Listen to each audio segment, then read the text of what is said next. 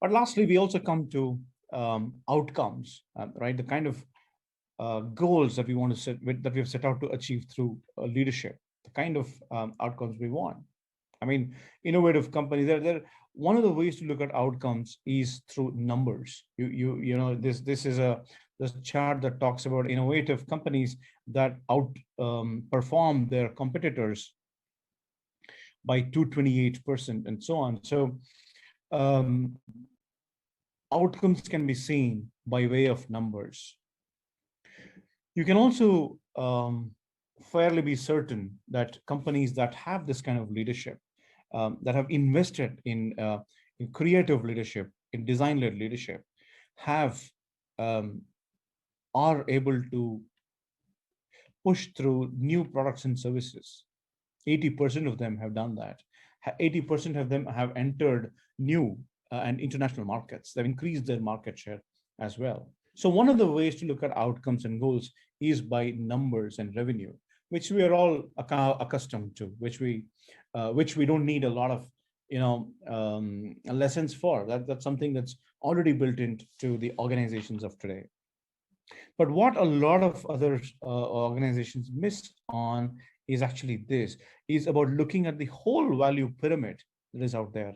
It's not only the numbers, it's not just the um, revenue, but it is a lot of other values that we can provide as a group of people, as teams, as organizations, and as companies. When you step into the world of the industry, when you step into the organizations and corporations, please remember that the kind of value that you can provide is not just revenue. You can do a lot more. There are four of them that is right out here: functional, emotional, life changing, and social impact. These are the fundamental elements of value that are that cater to the different kinds of needs, the needs around functional, emotional, and so on.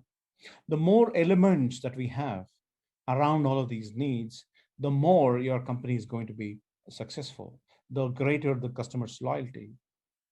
And what are those, some of those elements of value? You can look at the functional one: simplification, saving time, reducing effort, avoiding hassle. You know, Uber does all of that.